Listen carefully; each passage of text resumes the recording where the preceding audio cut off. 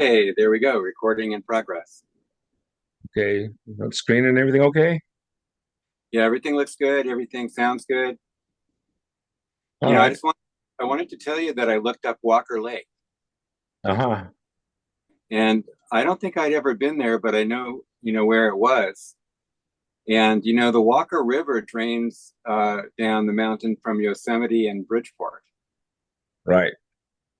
And then it goes into Walker Lake and there's no outflow. So it's a terminus. They call it a terminus and a sink. So it's a sink. So where does all that water go, Matt?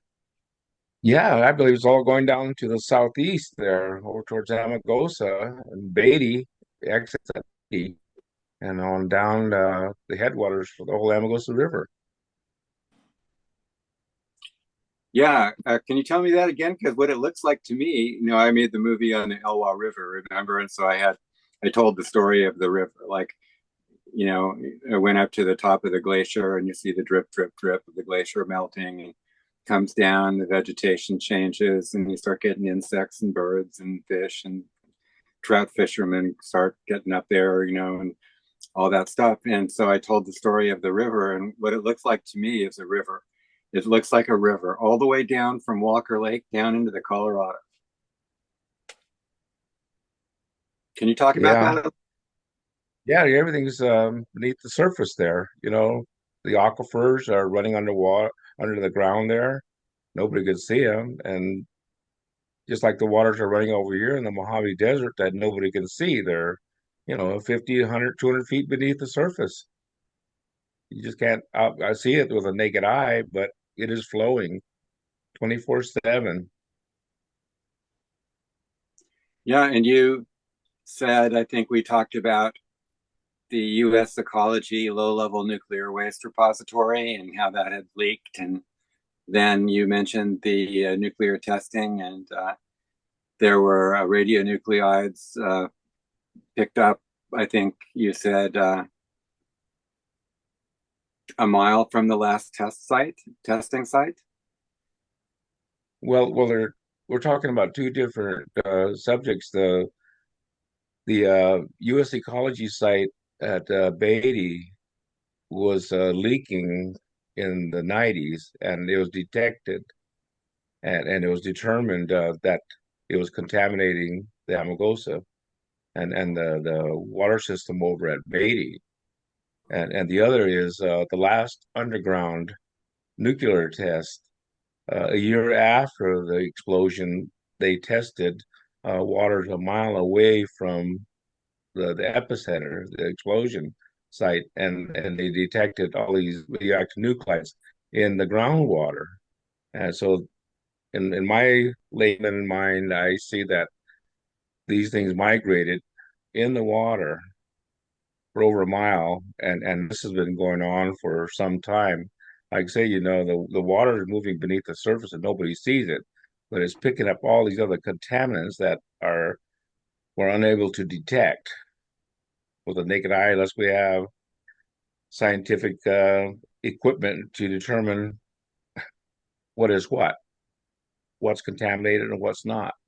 But we don't know what's going on beneath the surface, and there's already been so much damage done by all these nuclear explosions, not only here in the United States, but abroad and in the oceans, They've contaminated the whole entire earth, and all these other things are having a consequence to the ecosystem and all the little critters and creatures that are suffering for it and changing, morphing.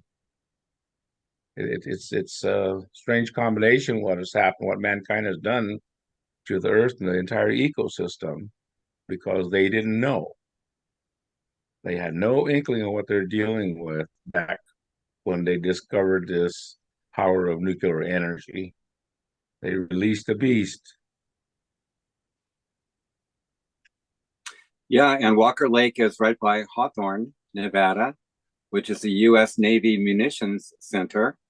And one of the reasons they put it in Hawthorne is there are not many people there. So if they had a major accident, it won't, kill a whole large city of folks. But there's a lot of there's a lot of residue from their work too, and a lot of animals have died. I've seen the work of a photographer named Richard Mizrak, who went out there and took photographs of these pools of water with dead horses and cows in them and everything, and he attributed it to the naval weapons station at Hawthorne. Yeah, well, I believe there's a lot of evidence there that proves that, they've been contaminating the earth wherever they go. And, the simple soldier who is burning debris and not even knowing what they're burning, and yet standing downwind of all those toxic fumes, and years later suffering consequences, respiratory issues, you know, uh, not even knowing what they're burning, and all these contaminants that they're releasing into the atmosphere and into their bodies that they're breathing without any type of breathing apparatus. And this is the federal government, mind you, you know, our wards. You're supposed to be Yeah, watching well, out for the betterment I of learned the a little people, bit right? about making another movie on El Toro down in Orange County, and I talked to U.S. Marines who were suffering a bunch of illnesses. Male breast cancer was one of them that was quite common. And we were driving around, and they had bulldozers pushing dirt, and they were tearing down warehouses and everything, and all of our eyes were watering like crazy. And you could smell it; it was horrible. And the U.S. Marines that I spoke to told me that in order to dispose of this stuff, they would just dig holes in the ground and throw it in. Trichloroethylene, U-235, all that stuff. Yeah. Well, mankind is disposable. If you're working for the government, you really don't know what you're dealing with. And you think they could be watching out for you. Even if you're a soldier, enlisted man in any of the services, don't be surprised what the government will do to you. It happened to me. It happened to me, brother, and about 60 or 70 other Marines in Camp Pendleton, in the brig. I was locked up in the brig for 3 months. But when I first got into the processing, and we all went to our cell block, all had double beds in the bunks after lunch, or anyway, everyone was knocked out. Everybody was passed out within minutes. And I happened to be the first one that woke up out of this stupor. And I started questioning myself, what the hell happened? What did they feed us? What did they do to us? Why'd they knock us out? But every one of those Marines in that cell block with me were all knocked out because of what they fed us. That's our government. Tell it to you in the public right now because it happened to me and 60 to 70 other Marines. That's a horrific story. Yeah. Well, I wanted to pick up the story of the Chemehuevi people. So now Good. downstream from Walker Lake, like you said, there's these materials moving, and they move into the Amargosa Valley basin, and then one of the places where that water pops up is Ash Meadows, and that provides habitat, place to live, animals, fish, people gathering, families gathering, and we started talking about that. And you said that that was a Chemehuevi village, and I think you said the Mormons pushed them out. Is that true? Well, not just the Mormons, but society, white society, the westernization, Western movement, with the gold rush and everything happening in the 1800s. There's a mass exodus of people coming west for in search of riches and trying to find their way and trying to make money. But they were just leaving a trail of waste behind them, and they didn't care who they went over or what they took, as long as they got to their destination. They brought all kinds of other garbage with them. And when things really started happening up here at Amagosa and Death Valley and everything, it was because of the vast influx of people coming into the region, namely the Mormons, and establishing all their own towns. And like you and your audience to know that, in Nevada, uh, north of Las Vegas, there's a town up there, a Mormon town called Haiku. Haiku in the Nuwa Chemehuevi language is white man. So they named a town after themselves, and below that, below Haiku was Parangan Valley, the rich agricultural land that where the Mormons wiped out the Southern Paiutes. And that's recorded history. So Parangan Valley is actually the green belt for the Southern Paiutes, so they can go and harvest and collect and distribute. But Hmm. this is what's happening: is colonization, westernization, and way of life and lifestyles that the white people were bringing to our people, and converting them from indigenous people to Mormons, and getting the Indians to do their dirty work. It was just the mode of the white man back in the day: use and abuse and cast us aside. We were disposable. And that's the same way the federal government viewed us, as disposable and desirable. They didn't want us around. They wanted to destroy us. Come the 1850s in California, with the taking of all the indigenous lives in their state, and probably over the border too, and both borders, all state borders, just for a scalp.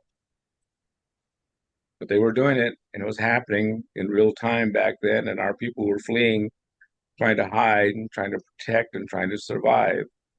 And one thing bad about all these contaminants up there in Amagosa and Death Valley, with all the nuclear waste, is in comparison to what's happening down here in the lower Colorado River, down in Parker. The tribal government issued warnings for the people not to harvest the mesquite beans anymore, because of all the aerial spraying that was going on for agriculture. All the pesticides, herbicides, fungicides, defoliants, and this is stuff that they sprayed over our homes as well, without any type of forewarning, no notices of what chemicals are being dumped, harmful effects, nothing. They just had carte blanche, and airplanes come and go, and they're dumping their crap all over the reservation. So the tribal government put out a notice, don't be eating the mesquite beans and harvesting from the local trees. And this is why we were adamant about uh, establishing our tribal farm here on the Chemehuevi Reservation, and not allowing any chemicals on our lands in our agricultural projects. So we're a traditional garden, organic farm, okay, and that's where we're going to keep it. And we don't want to bombard our lands with all these contaminants and contaminate not only the fruit, the land, but the soil and the water. And this is what's happening all up and down the Colorado River with all this massive agriculture. Is they're bombarding everything with chemicals. So from the tri-state area, Fort Mojave, Colorado River Indian tribes, Huitzan and Cocopah are doing this because they're being told to do this and being allowed to do this, and it's all for profit. And the same old adage, everything is for profit, everything's for making money, and they don't care about consequences as long as they can produce and get it on the market and get it out and make their buck. They don't care about the land, they don't care about the water, they don't care about the people. Here at Chemehuevi, we are the only tribe along the river that isn't using these chemicals to bombard our reservation. And we're very proud about that. That's why I say when we're building our soil and healing our land, that's what we're doing, but we're making it conducive to producing whatever we want to grow. anything grow out here on this land now. We got rich soil, but it took time to build it up that way naturally. And it's happening right now today. With all these contaminants up and down the river, and the latest thing was these other contaminants that hit the river directly, like the chromium 6, hexavalent chromium, ammonium perchlorate, you know, plus that all the other pharmaceuticals coming from downriver, it's completely contaminating this water. It's like sewage water when it gets down to the Gulf, wastewater. Right. Well, we And talked you talk about Las Vegas releasing their treated wastewater right, into Las Vegas Wash. That was one of our conversations. But I want to pick yeah, up the conversation just a little bit upstream. So we were talking about the nuclear testing and the movement of materials through the water, and I brought up the point that Las Vegas, I believe, means the marshes in Spanish. And we talked about Floyd Lamb Park, which is that park in the North End, and it's very lush. It's there's a lot of water there, and then you get down into North Las Vegas, and you don't see it anymore. It goes underground. They built a city on top of it. And you said that the drainage from Las Vegas, the sewage treated sewage goes into the Las Vegas Wash, comes out into the Colorado River by Jean, and so it seems like your people moved downstream to escape, and then you guys arrived at the Parker area in Chemehuevi Valley. Am I getting my scenario more or less correct? yeah, you're correct. Now there's two different distinct groups of Chemehuevis that left Ash Meadows and Amagosa area. Okay, the first group that left was the group that is now known as the 29 Palm Band of Mission Indians, and they're over in Coachella, California. Um, and that was they separated first, but I believe the reason why they did was because of everything I had told you about the colonization and westernization coming to our people and them not wanting to change or adapt. They wanted to keep their traditional ways. And so they left the area, get away, get out into the desert for as far away as you can, go to the other tribes. And that's what they did, and they settled over here at 29 Palms at the Oasis of Mara, which is a Serrano village. And they lived and coexisted with the Serranos as well as the Cahuillas, and ventured down into Coachella and Morongo and intermarried with the Cahuillas, Serranos, the Lapinos, the Senos. They intermarried with all the other tribes. And one of the other tribes that came out of this that we found out was the Paiuchis over in San Bernardino. And that's another story in itself. But, um, yeah, you're right. Then the other group, the Chimwevis that went to the Colorado River, they went from Amagosa all the way to the east to Cottonwood Island and coexisted with the Mojaves and intermarried with the Mojaves and moved further south into Mojave land, what is now the Mojave Indian Reservation, uh, just north of the Avi Casino. There's a Chimwavy village there called Beaver Lake, and there's a cemetery there also. And so that was a Chimwavy establishment. And then further down south, here at Havasu, is where the village of Siwavits was, and that's all beneath the lake of Lake Havasu right now. And what we're doing here on the reservation up here on the mesa is restoring Siwavits and bringing it back to revive it and make this mesa a green mesa and livable for our people, uh, with all the resources, the greenery, and the animals that are coming with it, and that's all happening naturally. And what's amazing is seeing that land convert and creating a whole new ecosystem up there, and it just blows my mind to see what we've done and accomplished. over a short period of time. But it's hard to try to convince my tribal government who doesn't have any inkling what it takes to farm. So Yeah, and so we pick up another part of the story in Parker Valley and your mother at Parker Valley School. Is that right? yeah, uh,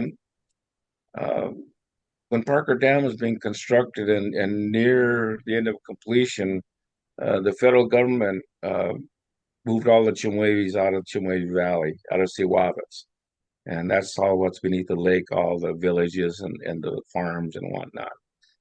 So all the Chimwevis were forced out of Chimwavy Valley, and a lot of them went to different reservations, the Southern Paiute reservations, and some went to 29 Palms, some went to Parker, some went to Las Vegas, Pahrump, um, over at Tuba City, Arizona, at the San Juan Southern Paiute Reservation. And anyway, they just dispersed, but they went back to families. And my mother's family traveled from Chimway Valley down to Parker, and they settled a couple of times, and they finally got an allotment for my grandmother, and that is now Hanks Village, and it's still in existence, and I'm on a mission to clean all that up right now and revive it. But that's what happened is the government moved the people out, and my family, the Hanks family, moved down to Parker and settled and created Hanks Village, the Double H Ranch, named after my father, Henry. I'm sorry, my grandfather, Henry Hanks. And when she got old enough, she told me that she recalled a car, these white people, a man and a woman got out of the car and were talking to my mother, and the other siblings were there, their sisters and brothers, and but she wasn't in school, and the government had a mandate to put all the Indian kids in schools and into the government schools, BIA schools, and the government constructed a school up in the mesa at the Parker BIA agency, along with the Parker Indian Jail nearby. But they constructed a A-frame building up there. It's still standing today. It's the first Indian boarding school on the Colorado River Indian Reservation. Okay, and my mother said that this government people showed up, a man and a woman, and talked to my mother, and my mother, Coke, I'm sorry, talked to my mother's mother, who didn't speak English, but knew that she had to do this. She had to put her in school, otherwise they can suffer consequences, you know. So she said her mother told her that there were apples in that car, and our people, we didn't have any word for apples because apples don't grow down here along the river. So, but my grandmother Nellie Hanks, my mother's mother, knew what apples were, and we didn't have a word for it, so they coined the word aporos. Sounds like apples, so it's aporos, apples. And my mother knew what apples were, so she was told that there were apples in the car and to go in and get some. And as soon as she got into the car, the back door, back seat, they slammed the door on her, and the man jumped in the car and whisked her away to the boarding school up here at Parker on the Mesa. And that was the beginning of her Indian boarding school experience. Um, Later on in time, the tribe and Colorado Indian tribes and the federal government, BIA, they built another school down in the valley called the Parker Valley Indian School, 8 miles south in the valley on Indian School Road, which is the road that I grew up on East Indian School Road. And the school was 3 miles west of our home, and they used to bus us there. but I went to my first kindergarten and first grade, and then they shut the school down. Okay, but uh, all the Indian schools, all the Indians kids in Parker Valley went to that school. Okay, then the county, Yuma County at that time, is now La Paz County, changed to La Paz County, but at that time it was Yuma County. They constructed the school. They converted the old Japanese internment camp buildings called Camp 2 down in Poston. There were three camps down in the valley, okay, and these are huge installations. So they got the prisoners to build the homes by use the local resources, the clay, and they built these nice facilities for residential purposes. And after the Japanese were removed from the area after the war, they converted this to elementary school, and they converted these living quarters into classrooms. And that's where they sent us all to our elementary school from first grade to eighth grade. And after that, you had to go to Parker High School in town. So, but when they shut that Indian school down, they created a dividing line on the reservation on a road called Burns Road. So all the Indian students to the north of Burns Road had to go to Wallace Elementary School in Parker, and all the kids from Burns Road to the south had to go to La Pera Elementary School down in Poston at Camp 2, which is the La Pera Rebels. Why rebels, huh? But anyway, that's the way it was, and the schools. I can recall the first Indian teacher at that Parker Valley Indian School. It wasn't a boarding school then, and that old boarding school up in the Mesa had closed down. Okay, so this was just a grade school, and just a few years ago, a friend of mine from Mexico, a professor at UC Riverside, she sent me some photos of indigenous students in Mexico standing at attention, waiting to go to school. And she told me that the difference was between the United States and the Mexican government is the Mexican government allowed the indigenous people to stay and live at home and then go to the schools. But they still had to stand in line in more or less military style, but they were forced into the school, and that was the way of re-indoctrinating them and changing their culture from their indigenous language to the Spanish language. And that's why everybody in Mexico today speaks Spanish. So the Americans, I guess, American government learned something from this and stopped taking the Indians from away from the homes. And that's how Parker Valley Indian School was created. We were able to stay and live at home and go to this Indian school, and we weren't bussed away. We weren't taken away like to Carlisle or anything, like things were done in the past. You know, there's a big difference. More sympathetic towards the Indians and our ways of life, but still, you know, it was a boarding. It was an Indian school, and the Indian boarding schools were still in existence. Um, because we were poor, my mother allowed my two older sisters to go to Indian high school, and they graduated from there in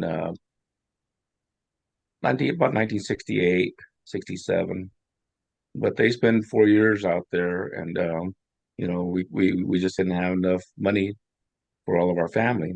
I had five sisters, myself, and my brother and my two cousins that my mother was taking care of. So we had a house load and very limited money, resources. We had to work, and so that was a big help on my mother and our family. You know, allowed us the young ones still left at home to eat. Okay, and then came the other transition after this, after the boarding school stuff was the destruction of Parker Valley. honey mesquite bosque. All of Parker Valley is part of the America's last great stand of the honey mesquite, and the tribe took action with full support of the BIA to develop all these lands. So now it's a thriving agricultural zone along the river with over 200,000 acres of interproduction that I helped destroy by desecrating some of these honey mesquite stands and cultural sites. But that was life.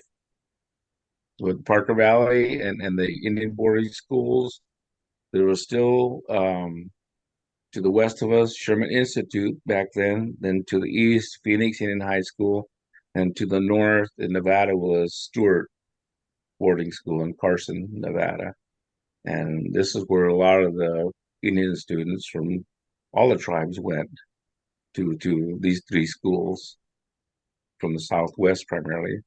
And it's funny because when I was going to Sherman, we were receiving students from back east and from Alaska, Eskimos at Sherman.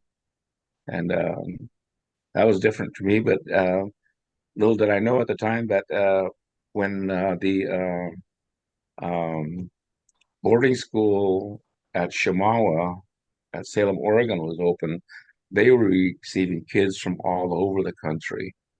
Alaska was one of the biggest states that was sending kids to that school. And that school has that huge cemetery with all these Indian students that were registered there, but there was also hundreds of other graves of Indian students buried outside of the cemetery, which leaves me with a lot of questions in my mind of what really took place at this school and why was the death rate so high. But that was just the beginning of what was being discovered up in Canada with the residential schools. But a lot of atrocities Yeah, took my place. friend Smith, who was Adeline Smith, who is the elder that helped me create, well, worked. The elders all worked to make sure that our team was able, and I'm including them as our team, we were able to make a film on the river. And she went to Chemawa from Yeah, Port Angeles, Washington. And then when I was yeah, interviewing uh, Jim LaBelle, he informed me about Morningside, which was that area by Chemawa where they found all the bodies, and they've traced the families and the individuals to some extent, and know where they went and where they ended apparently. yeah. So that story has been told to me also from the Alaskans and the Washingtonians now, as we would call them. Yeah, yeah. That they built a whole new school. They tore everything down, just like they did at Sherman. Sherman had those nice Spanish style buildings, and when I was going to school there, and before I left the school in '71, all of them were down except for uh, what is now the museum. That's one of the only standing. Oh, along with the shop buildings, the old shop buildings where they used to do training for welding and carpentry and mill and cabinet and things like this. And that's where they're training them to be working in industry and fine tune their skills. And they did.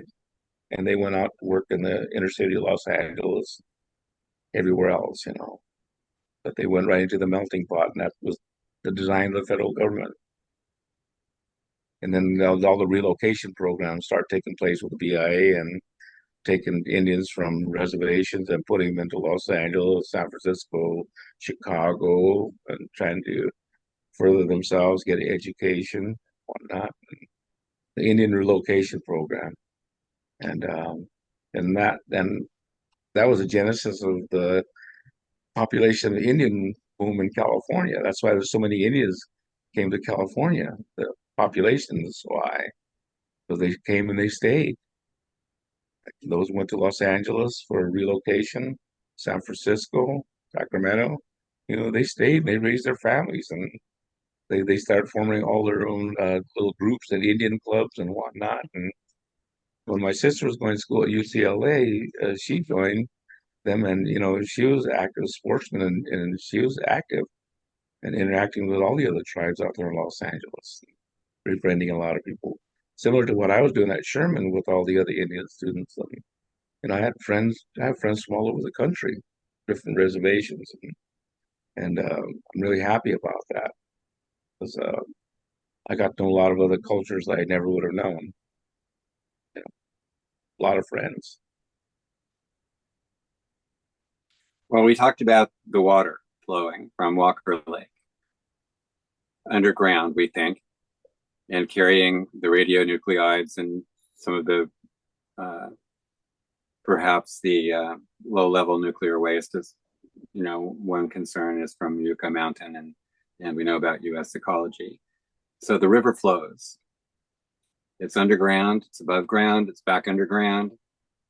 And you told me the story about the explosion in Las Vegas in the 1980s that I actually witnessed, and how that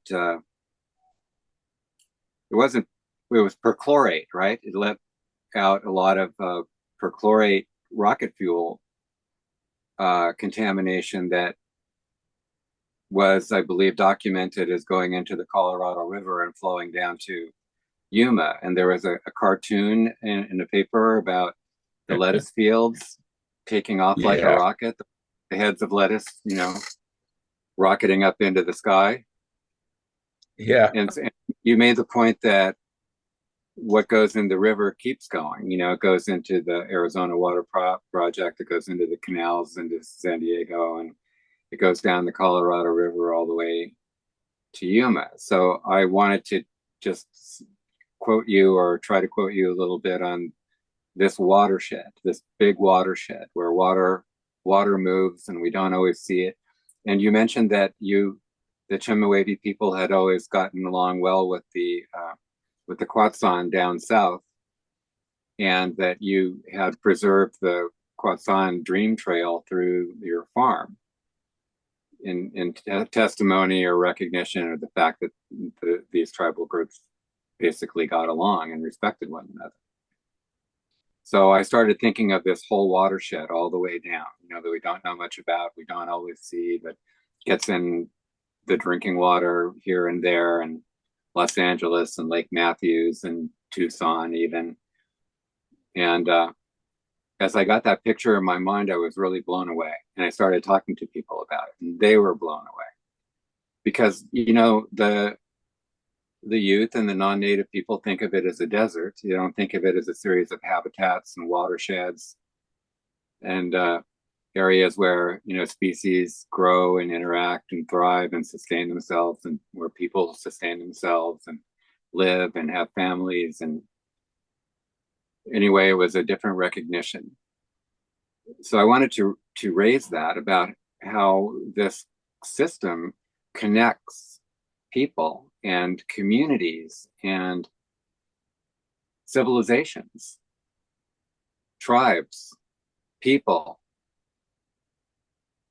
um, back in the '60s, um,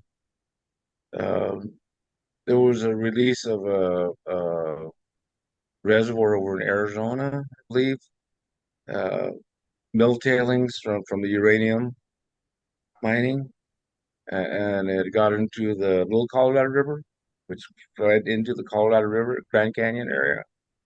Mhm. Well, those contaminants were realized all the way here at Lake Havasu in this lake. It was really contamination was detected in this lake. Okay, and that was an alarm for me. But these latest things that start to happen that happen with the uh, rocket fuel oxidizer, ammonium perchlorate that was being developed there at Henderson, and when that plant blew up, you know, even before that plant blew up, that that retaining that sump they had over there with all this contaminated water was already leaking into the aquifer. And it had already migrated all the way over to Las Vegas Wash. All right. And even before the explosion, this was already leaking. How many years prior? I don't know. But it was already leaking into Las Vegas Wash. Las Vegas Wash was already carrying sewage, treated sewage, into Las Vegas Wash, which goes all the way to Lake Mead, okay, just above the dam. And after the announcement came out of that, and laughing at that cartoon of that farmer running off a field with a hole in his shoulder and a cell phone, on the other hand, yelling, Houston, Houston, we have a problem. And all these heads of lead are shooting up in the sky, from all this contaminated water flowing over to Yuma and being used to irrigate any of the crops, all the crops. Okay. So that was the point, is that, it's getting into the food system. It could get into the food system, and it did. It's like it got into the water system, and it was that particular contaminant, along with probably the pharmaceuticals. They didn't really realize it was the pharmaceuticals also that were contaminating the lake. But in that area, biologists, fish biologists, went in the area and they did studies all around the area. They found that the fish were changing sexes. They're morphing from male to female, or vice versa, and that's what was happening. So that whatever effects and contaminants are already reaching the ecosystem and all the aquaculture. And in my layperson mind, I see this water flowing through that dam, rushing down river from Hoover Dam, past Davis Dam, past Parker Dam, past Headgate Dam, all the way down to the Weir Dam, all the way down to Morelos Dam, and all the way down to Mexico, but also Central Arizona Project, Metropolitan Water District, and the All American Canal, taking water east and west, and people consuming this, not knowing what is happening or the consequences of what can happen of these contaminants being in their body. There were no safe levels. There was no data line that was established for safe levels of any of this crap back then. So they had to conjure up these safe levels of what is safe to the human body. You know, hexachromium was one, and perchlorate was the other. With pharmaceuticals, I don't think they ever really researched that, but in their studies, they showed that it was detected all the way from point source all the way to San Diego and Yuma. I mean, well, Yuma, of course, but uh, Tucson and Central Arizona Project and Metropolitan Water District. But of course, we all know that down by Yuma, there's the All American Canal that takes Colorado River water all the way to Coachella for irrigation purposes and whatnot. So that gets into the food system also, because they're irrigating crops. But um, you mentioned about our relationship with the Quetzons. I did some research and work with Dr. Clifton Trafser uh, when he was studying the Yuma proving grounds uh, for the Quetzons and for their cultural resources. And I told Dr. Trafser that the Chemehuevis had always had a unique relationship with the Quetzons, and a friendship and alliance, and how the Quetzons allowed the Chemehuevi and the Wu to trespass through their territory without any issues. So Kofa Mountains was one of the strongholds of the Chemehuevis, very powerful place, and from there all the way down to Yuma. But from Yuma all the way up on the California side, there were Chemehuevi villages, all the way to here at Siwawitz. So our people were established all along the river and had named a lot of the mountains over here in California with Nuwu names. But the Salt Song Trail starts here along the Colorado River and the Bill Williams River and migrate or travels all the way up to northern Arizona and into Utah and back down to Nevada and Southern California to the Mojave Desert from Mount Charleston south to Barstow, 29 Palms area, and Salton Sea, and on the eastern side of Salton Sea, the north side of the Salton Sea, there was a Chimway village there, and in Anza Borrego, there was another Chimway village up there. So our people were established in all these different areas. The Salsong Trail went to the eastern part of the Salton Sea, and then it made a loop and to the southeast and went eastward towards the Colorado River around the Chocolate Mountains. So that's why it was important for us to be participate in the Chuckwalla Valley National Monument as well as the Guitan National Monument efforts because the Salsum Trail travels right through there. But that trail goes by the Chocolate Mountains all the way over to near the Colorado River and intersects with the Guitan Dream Trail, which covers the whole Colorado River. Okay, and it comes right through here in the Chimway Reservation through our farm. But as far as that trail goes, from that end where it intersects, it comes north to the Parker area at the Riverside Mountains, and that's where the Salt Song, crosses the river and goes to Poston to the Scrooby Mesquite Mountains, then makes a loop back to the north, back to its point of origin on the Bill Williams River at Avinava, the Rock House, and that's where the cave was. That's where the song originated from. So, we feel that, all this entire area, and as my mother explained to me, that the salt songs are is the Nuwa deed to the land. And she was very adamant about that and felt, she was really strong on that. Because these salt songs are the deed to the land, that's what hold this all together. And we were a major part of it.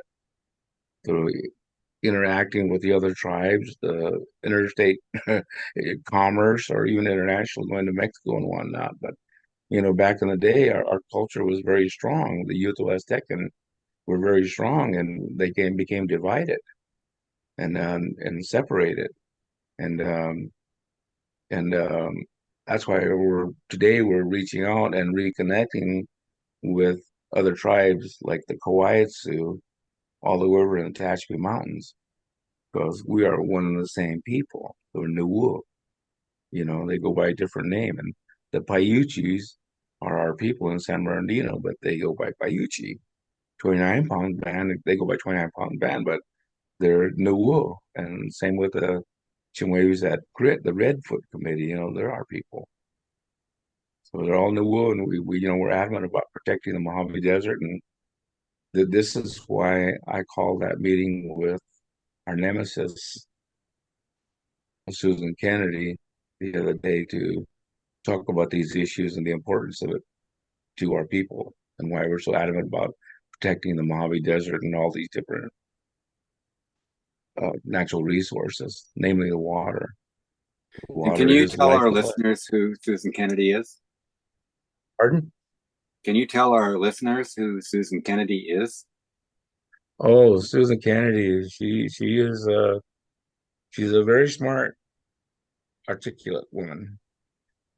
She's the CEO for what was Cadiz Water Inc., now the Fenner Water Valley Company, and but they're the proponent who is after Cadiz Water for marketing on in Southern California and other places, and they've gained so much support that they're marketing water with promises of water to desert communities, and the issue is not over yet because the Native American Land Conservancy, a nonprofit entity, uh, filed that lawsuit against them, and it's pending in federal court.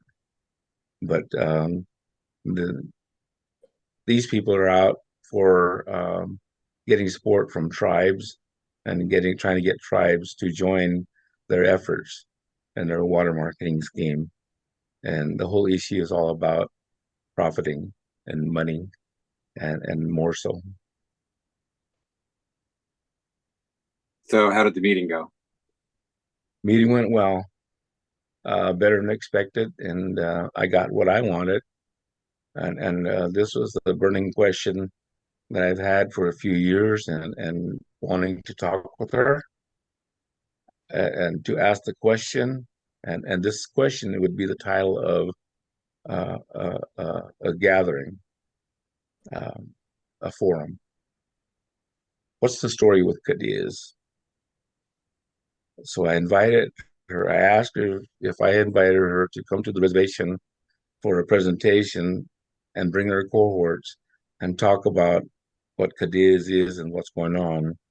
Uh, we would provide the venue here on the reservation, and we would invite the tribes to come and hear what she has to say. Because I told her that, you know, told her and her attorney that we view them as a zombie corporation because they keep on morphing from one thing to another, and that's the attitude we have towards them, and we're not buying into what they're selling. We're not going to give in on behalf of the Native American Land Conservancy nor the Chimwee Indian tribe and join forces with them. So we let them know straightforward that we're not supporting them, and we've also filed a resolution in opposition to the projects. So, and I did let Susan know that there's going to be a movie made, and I told her you're in it. And she looked at me stunned with a stunned look. And I said, regardless of your permission or not, you're in it because you're a part of this whole project in the Mojave Desert, from Ash Meadows down to the Salton Sea. And she didn't have nothing to say. So anyway, I wanted to talk to her about the Creative Frontline, but I didn't have time. And she had her attorney there who's good grief, he's something else. Smooth talker, fast talker, snake oil salesman, Blackfoot Indian, and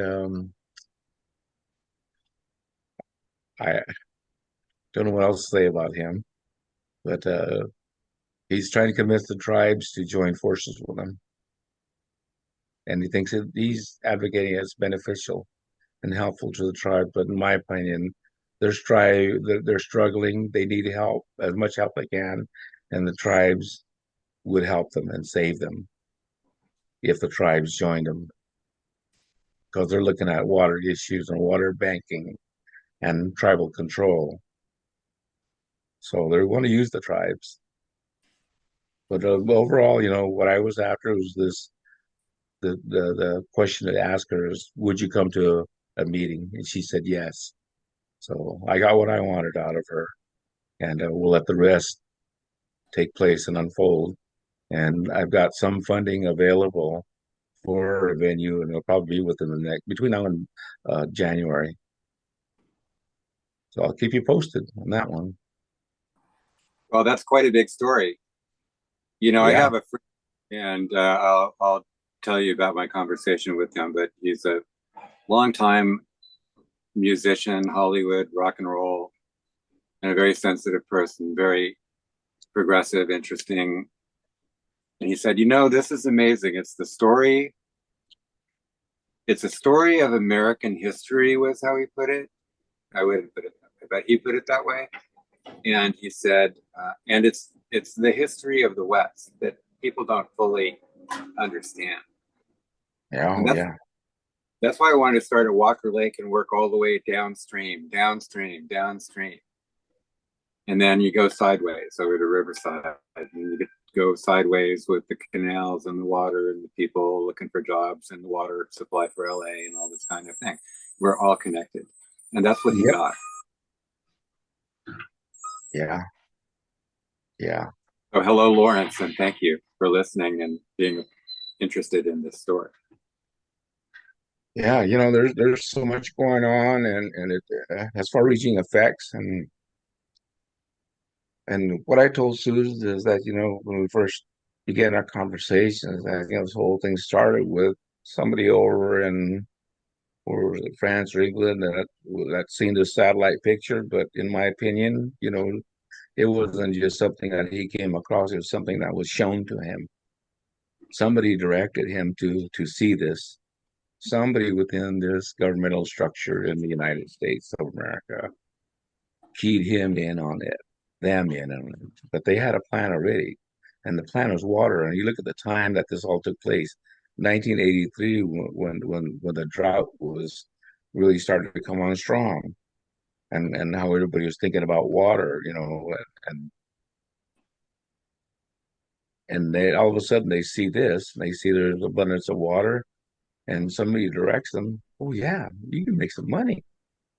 So there it goes, that's all it took was just that little spark of interest about money and profits and how legitimate it is. And look at what they're trying to hold on to. And now they're trying to get the tribes involved in this. Why do they want tribes involved in this? Except for our clout and our sovereignty and the weight that the tribes can carry in the water issues. So they're manipulating the tribes, and this attorney, he's that snake oil salesman. He may have good intentions, but his mind and his philosophy is, I'm going to make a buck off this, and I know he's making a six-figure salary from these people already. You know? So he's all about himself and his ego and what he can gain. It reminds me of our tribal attorney and his ego and how he's used our tribe to bolster himself and tribal sovereignty and throwing his weight around. But that's what we deal with here on the home level, tribal politics. When legal people get involved in our tribal government by one means or another, intermarrying and whatnot, or marrying into the tribe, yeah, they get carte blanche. They get special preferential treatment, and people believe them. And they're like snake oil salesmen to our own people. But they're using the tribe to carry their message and for the support, legal support. The same thing Cadiz people are doing. They're posturing themselves, getting ready for arguments because they're going to come. And the tribes have the biggest strength they can get onto. And people like Torres Martinez, we don't know their direct involvement except they agreed to work with them. And Cadiz provided them some type of water services and water purification for their homes and whatnot. But they still haven't fulfilled their mission or obligation to provide water to the Cahuilla people of Torres Martinez. So they're kind of like creating like another BIA with all these false promises, and they're not doing anything. But yet, initially, they came on strong with them, and TM joined right in. But I understand as of late, they're having second thoughts. And Torres Martinez is a Kahia band, correct? Yeah, the desert Cahuillas. And they're down by Salton Sea. Yeah, Salton Sea, and they do the Chimwevis because the Chimwevis intermarried with their people too, and right up on the hill at Anza-Abrigo, there was a Chimwave village up there. So they interacted with the Chimwevis quite a bit, and the Chimwevis viewed the Cahuilla bands, all the different bands, as uh, like a sister tribe, you know, and we shared a lot. And our cultures are almost identical. Our lifestyles, I think, are almost identical with the Cahuillas. And my mother said her father told her that he learned bird songs from the Cahuillas. And the reason why there was such a strong relationship that started this is because of the 29 Palms band moving down into Morongo and intermarrying with the Cahuillas. So that's why there's a lot of Chimwavy Cahuillas and Chimwavy Serranos and whatnot. So downstream, back to our story about the watershed and the people of the watershed. Now we got as far as the Colorado River and Parker and the traveling of the pollutants down to Yuma and the movement of the people, south, east, west to the cities. And now we're talking about Salton Sea. The Colorado River diverted itself over into the Salton Sea in what, 1905, something like that. Yeah, So really it's a part of the Colorado River ecosystem yeah, periodically. yeah. Well, even prior to that, the Colorado, I've been told that there was the river used to there used to be a river stream that came off, branch off the Colorado River going west, somewhere south of the Nevada border. And I think that may have been all the way down there at Chuckwalla Valley near Blythe. Now, Mm-hmm. and all this probably all filled in after the second flood.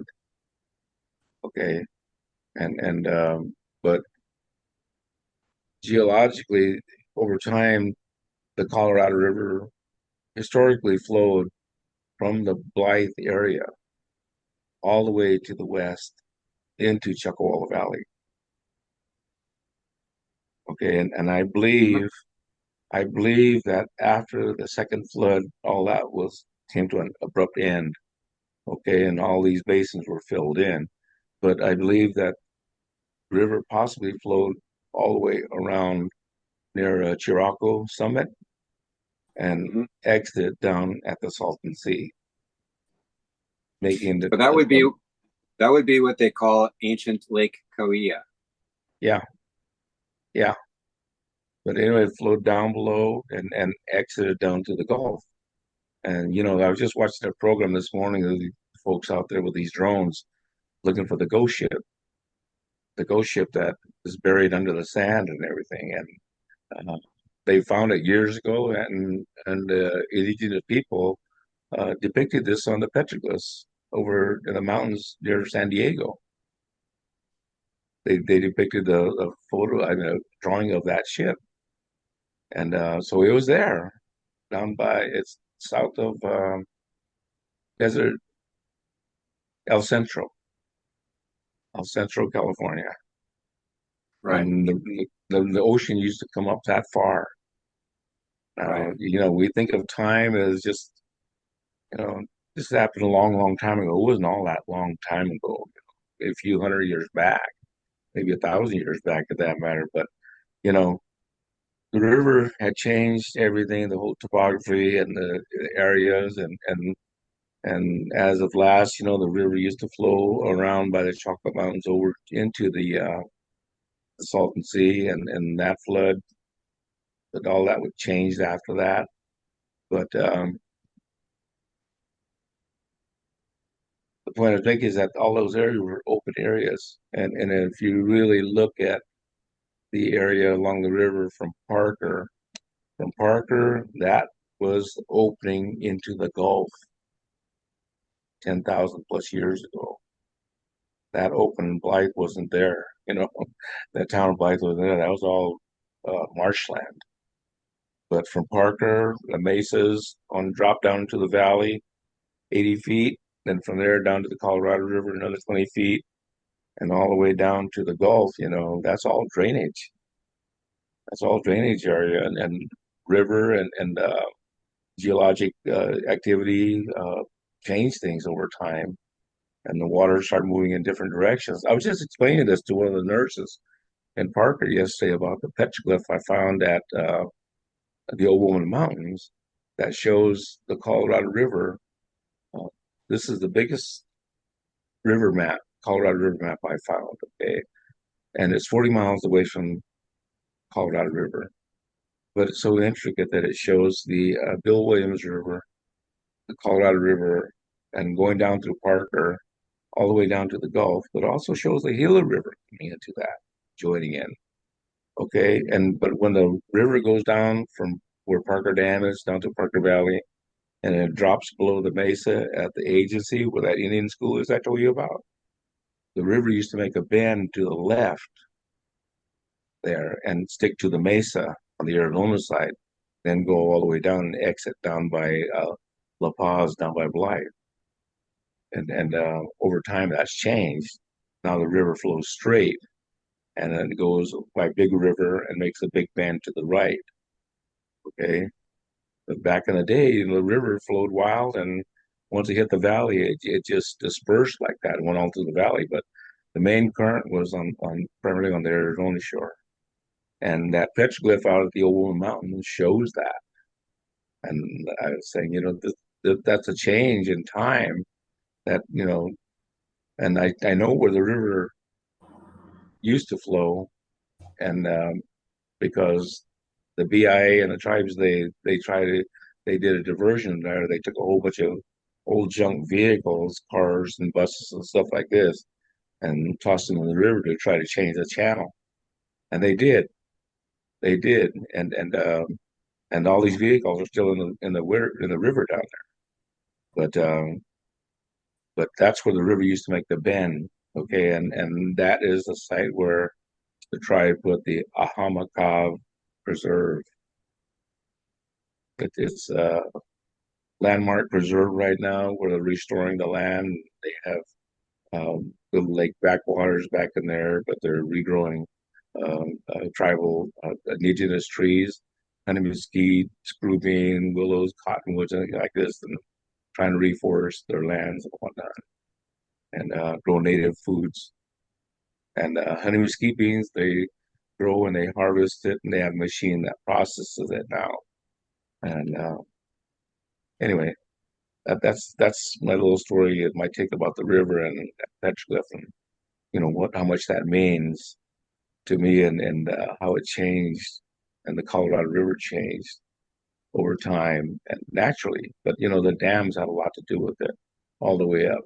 7 dams along the Colorado River, and when I was talking to Susan Kennedy, I was trying to explain about all the sediment coming in. Is there any way to stop it? I said, in my mind, I says, the layperson, I would put a weir, a dam across the lake right here at Catfish Bay, and slow the sediment down and try to find a way to remove it, because it's encroaching on the entire open body of the lake and pretty much just filling up the basin with sediment, thus reduce the amount of water that should actually be in this lake. Okay, and that's my argument with your reclamation and Army Corps of Engineers, that they hadn't taken into account all the sediment that's coming from upstream, and how detrimental it is to the existence of this lake by displacing all that water that should be there. Well, again, you're reminding me of the Elwha River in Washington and what I learned about the filmmaking there. So 2 things that I learned are: dams straighten out rivers. Down beneath the dams, the lower Elwha Dam was 4.5 miles, 4.7 miles from the sea. And all the spawning beds were gone because the river straightened out and flowed faster and removed all the gravel, or a lot of the gravel. So that's why they were trying to preserve the salmon, was because the spawning area was gone, and there was only 4.7 miles out of 75 miles of natural habitat left. Yeah. That's why they removed the dams. That's the biological reasons. There's a lot of political reasons and things like that, but basically that was part of the biology. And Yeah. and up above the dams was an enormous amount of sediment. And in my film, one of the local people says, "Oh, you can never restore that river. You can never remove the dams, because what are you going to do with all the sediment?" And he's an old timer, and he says, "Billions and billions of tons of sediment." Well, he was exaggerating a little bit, but that was one of the problems in the dam removal: what to do with the sediment and how to handle that as it moved downstream. Well, what happened was it did move downstream. It was managed in a series of releases that were done over time, and it eventually reformed the estuary and helped to recreate the marine life in the estuary, which is a natural breeding ground of species and a biological hotspot again. And that was restored just because they got the dams out of the way. So with 7 dams, you're talking about what happens between 2 of them or 3 of them, and the amount of sediment backed up or coming down, and it's the same problem, it seems like. How to Yeah. manage that sediment.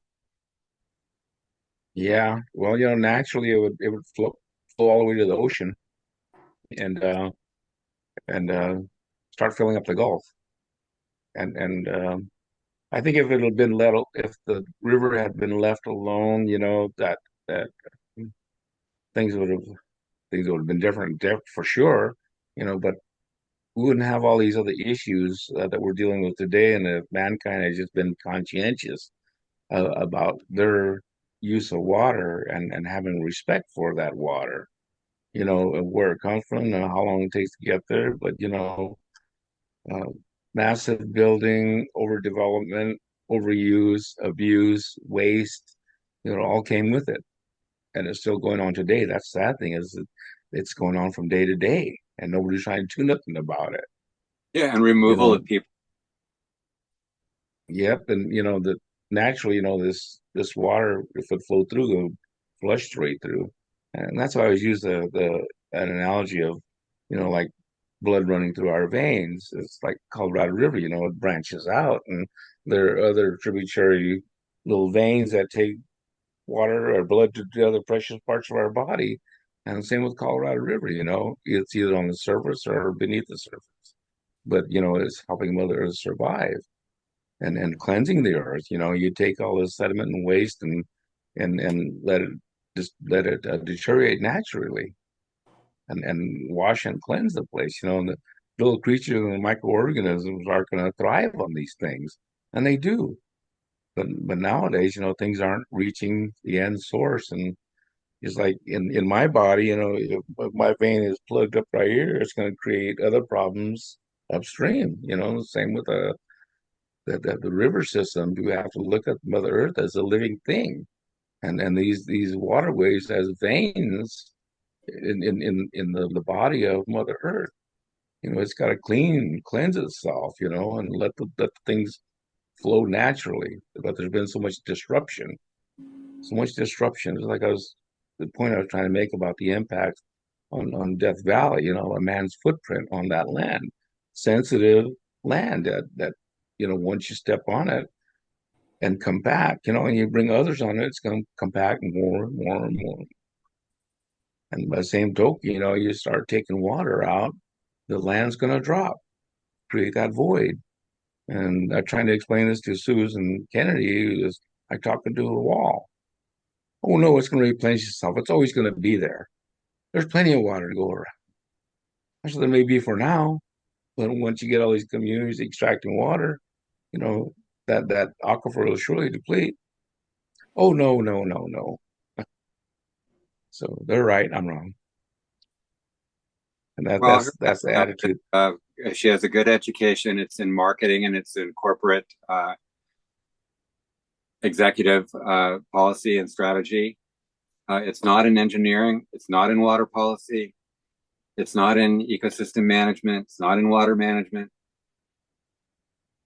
She's a marketing person, essentially, a good marketing person, and as a CEO, a C-level executive. But they're worlds apart. I mean, it took Yeah, me 8 years working on the Elwha River to start to get a clue of what a river was.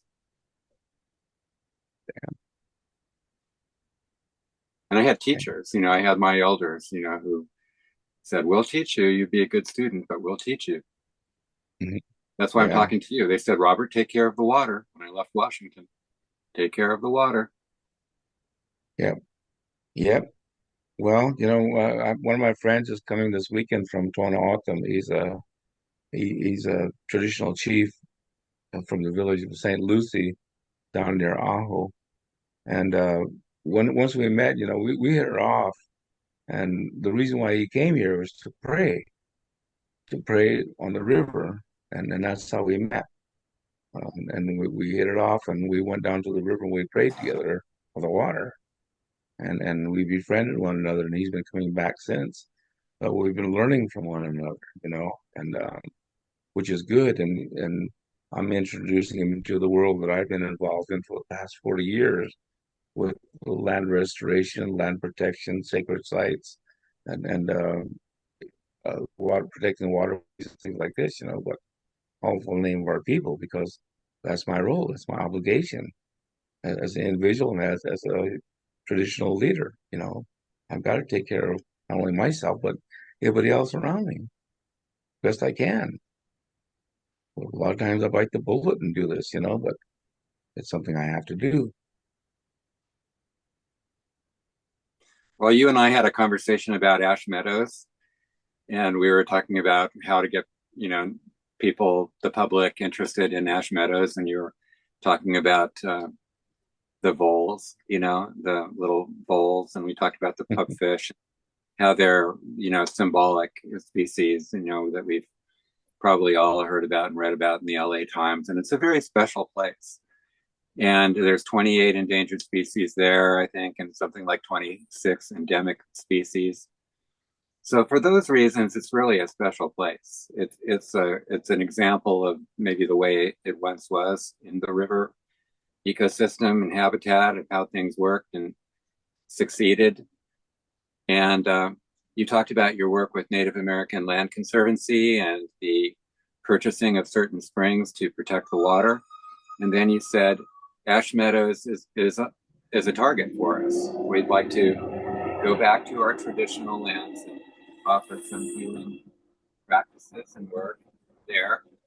Can you talk about that a little bit? We're going to go around in a big circle now and come back to where we started. So how do you see it in the future at Ash Meadows and beyond?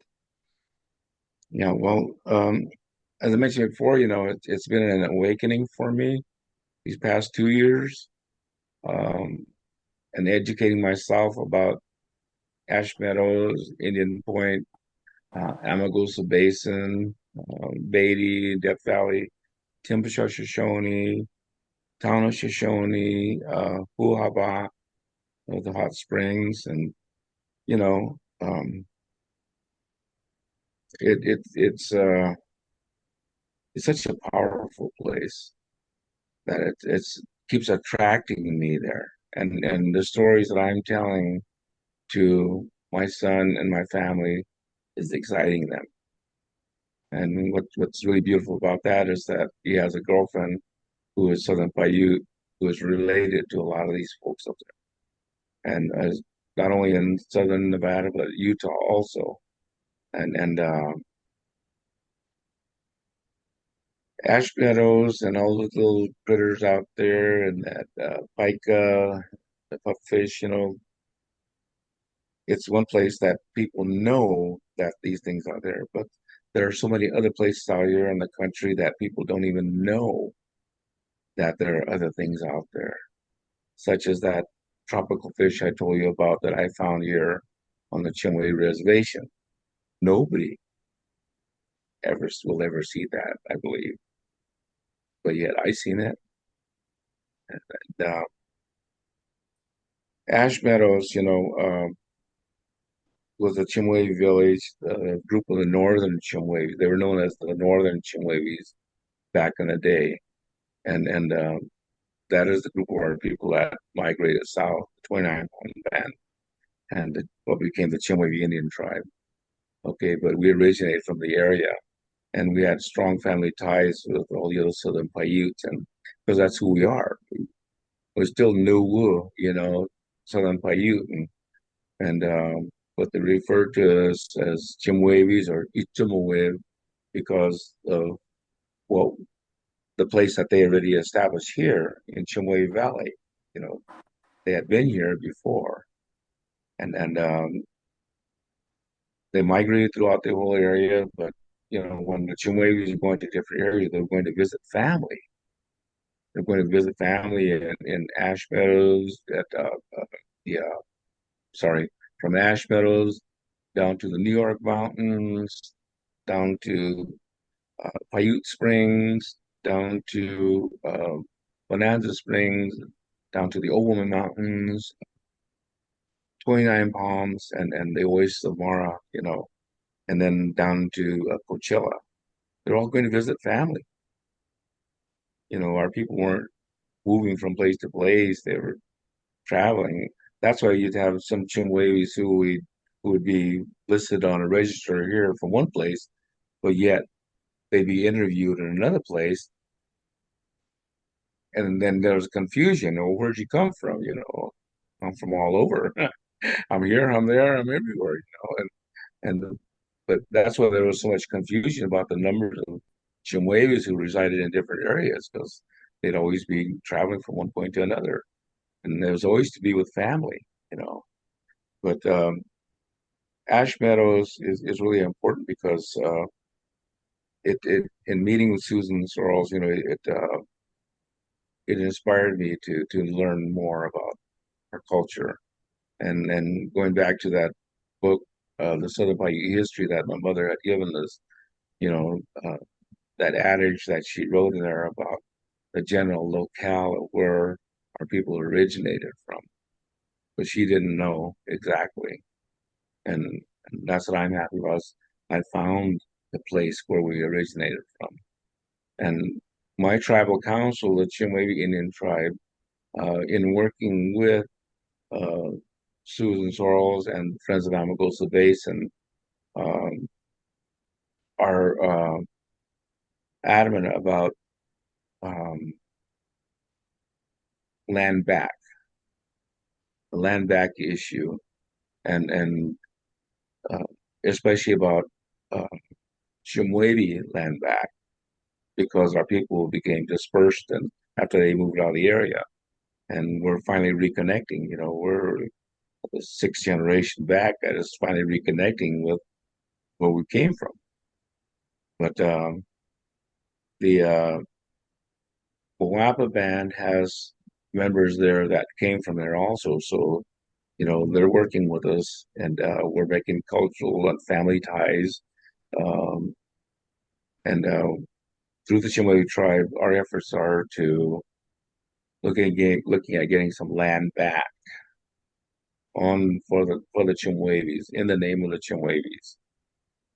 Okay, and at the time, I didn't know that uh, before the Chemehuevi tribe became a federally recognized tribe, that the Chemehuevis that were enrolled in Las Vegas with the Las Vegas Southern Paiute bands and were kicked out, that the Paiutes were sympathetic for the Chemehuevis, that they were looking for a place for their own. If they couldn't live with the Las Vegas Southern Paiute colony in Vegas anymore, they wanted to live somewhere nearby so they can be closer to family in Las Vegas where they grew up. See? But so they were looking at places like Ash Meadows, and the tribal government was working with them. Las Vegas Southern Paiute tribe was working with them to see about attaining properties for them. But in time in 1970, the Chemehuevi tribe became the Chemehuevi Indian tribe. We got our federal recognition, and those folks in Las Vegas who were enrolled with us were able to come here. And finally, until they got their issue settled, they started moving in the 80s, moving on to Las Vegas. But the point is that the Chemehuevi Indian tribe, through our letter of support to the Amargosa Basin, there's Amargosa Basin, was to look at securing lands for land back in the name of the Chemehuevi Indian tribe for our people for residential purpose, so our people can go back if they want. Well, that would be a fitting resolution. Tracker's been using the words transformation, regeneration, and reconciliation. What do you think of those? Are those good words to apply to that Oh situation? yeah, yeah, excellent, yeah. reconciliation, that's what I was looking at when I'm going into the story. A few years ago, I worked with a Southern Paiute veteran, a Vietnam veteran, out Las Vegas, and helped him go back to Vietnam to visit uh, the battle place where they lost a lot of soldiers. They were ambushed, and it's a historic battle in 1967. And but he had a chance to go back with some of his soldiers, his comrades, and others, and about 30 of them. So I helped him go back, and I gave him gifts to leave there. So he took them, and he went to the village site where that battle took place, and that village, and he said the Vietnamese had constructed, from the village had constructed a memorial of that battle there near the village, and they had a caretaker there, and they had all this memorabilia from that battle from both sides. And he went and he left the gifts that I bestowed upon him to leave, a gourd rattle and an eagle feather from our people, from the New. And he sang the taps, crying tap song for the people. And the name of the organization was the Greatest Generation Foundation. And they helped fund the full travel for him, but he canceled out on going because he couldn't find his birth certificate or whatever. So he just canceled out. He gave up, and I told him, "You got to go. You got to. You're representing us, you know." And we're talking about reconciliation, and this is the time to do this. So you're the messenger. Do this thing. So I started raising money for him, and his tribal government got word of what I was doing, and that they came up with all the money. So money that we raised for him was a gift for him for his trip. And then the Moapa Tribal Council provided all the resources for his airfare and everything else because he had already backed out from this trip that was already paid for, because he couldn't find his paperwork. But he had an opportunity to go, and he went, and he represented our people well. But that was a reconciliation that took place, and one of the colonels that I spoke to on the phone after they came back, he sent me the video and stuff of what they did, and I before we stopped talking, he says that was really great that Dalton was able to go over there and represent our people and reconcile with the Vietnamese as the enemy. And I said, now it's time to bring that reconciliation home. And it shut him up. He didn't know what to say. But that's where we're at with reconciliation. We're willing to reconcile. Is the rest of society ready to reconcile with us? Are they? We're giving up everything.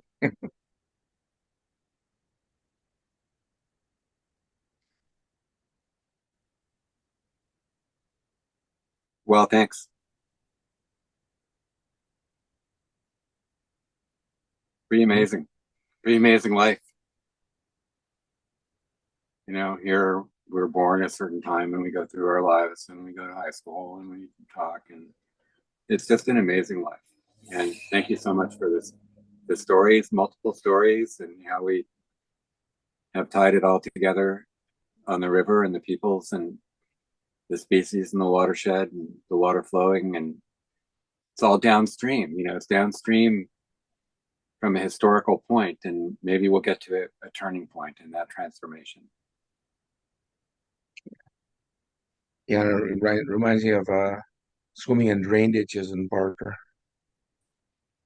This was the effluent water, wastewater coming off of the agricultural fields that goes down into the aquifer, but the water's got to go someplace. So in order for the crops to grow, so they put drain ditches throughout Parker Valley, there's the level of the irrigation canal, The main canal takes water to the other canals and goes into the fields. Okay, from the fields, the water goes down into the soil. And if there's too much water, it'll damage the crop, it'll hurt the crops, kill the crops. So they need drainage. So every so many miles, they'd have these open canals of drainage where water will naturally flow from the ground aquifer into that and drain and exit 10 miles away from where it came from into the Colorado River. And this is what Colorado River Indian Tribes was arguing for with Bureau of Reclamation and Army Corps is the credits that they should be receiving for recharging the Colorado River with Colorado River water, recharging it. But the long term, the bad side about all these things with that type of drainage, all these chemicals that they put into the ground for growing things, it's just flushing right through. A farmer could spend $20,000 on fertilizers and things like this, but as much water as they put in the ground, it just filters right through the ground, through the sediment, into the drain, and on out. So my nephew is a farmer who has 2,000 acres in Parker that he farms. He's just like pissing money away, you know. But you have to do that in order for your crops to grow. So, but all this contaminants, chemicals that go into that drain, they all exit, and you got to figure all this 200,000 acres of agriculture in Parker Valley. You're doing the same damn thing. All this contaminated water reaches Colorado River and flows down south. You mentioned earlier about the Marines who are suffering from skin issues and whatnot problems. Um, this was happening in Yuma with the Marines, and you got to imagine Fort Mojave, Colorado Indian tribes, and Kuchans, the Yuma area agriculture, and all these chemicals that are going into that water and what is in there and who is swimming in that water downstream. And you look at those poor soldiers who are unknowingly going into this contaminated water, trying to protect our country, but yet being poisoned, killed, or whatever, things happening to them. But all those people down south, that's like a melting pot of everything. All the drainage goes to the lower end, and it's all going down south to Mexico. And because of that treaty with America and Mexico, and we're to provide them with Colorado water. Well, we do, but we provide them with contaminated water, and we don't care. The United States doesn't care because we got our use out of it. It's just like any other thing, you use it, throw it away, and that's the attitude of the American is use and abuse, and kind of reminds me of what I just heard on the TV the other day about some German aristocrat who made a comment about the United States and about all being a bunch of drunks and whatnot. But that's America, you know. Everybody's drunk on one thing or another, but that's America. And then you look at government, you see the same damn thing. That's true. You look at what our country was built on, corruption, rum runners, slave runners. Even after slavery was abolished in Mexico and United States, it was still going on. And how they were trying to convert the Indians into doing their dirty work and being successful. And those days are gone. We're no one's slave no more. And we're not going to give up what we know and what we have. We shared a lot, but we're doing that to help humanity. And we step out the limb. A lot of us we have to bite the bullet in what we do and say and suffer consequences from our own people. But I have to do it and I have to say it because I'm an individual. I'm a Dwendum. I'm a leader. Talking to you man to man. You're going to share this with the public. Great. They need to know. Everybody needs to know these things that are going on around them. And you're the catalyst, man. You create a front line.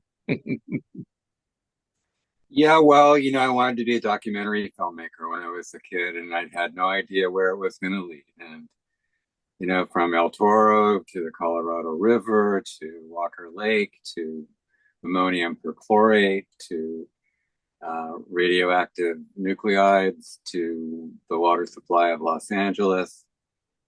So, I look at it the same way. I have this obligation. I mean, it's almost overwhelming, but, I'm Yeah, almost years old, right? So, I mean, now's the time I got to tell the story with your help. I have to be the catalyst, right? And so I yeah, just really appreciate that. That's a very, deep thing. I mean, that's 40 years of my life working up to this. And you yeah, too. yeah, yeah. You left out one thing, things up here in the sky too. You mentioned about the things on the ground on the earth, but you forgot to Right. mention the things happening up in the sky with all the chemtrails and cloud seeding and man playing God and trying to convert the weather and take advantage of it.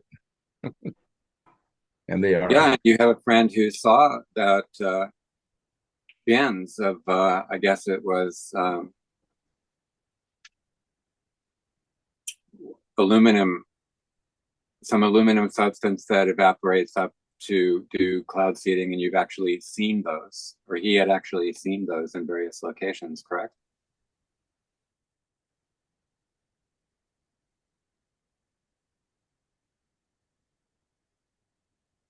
Am I making sense?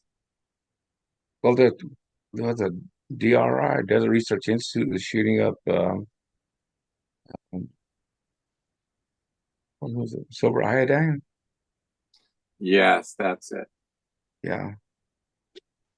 Yeah, and they have these, they look like the size of a shotgun shell, the size of a shotgun shell.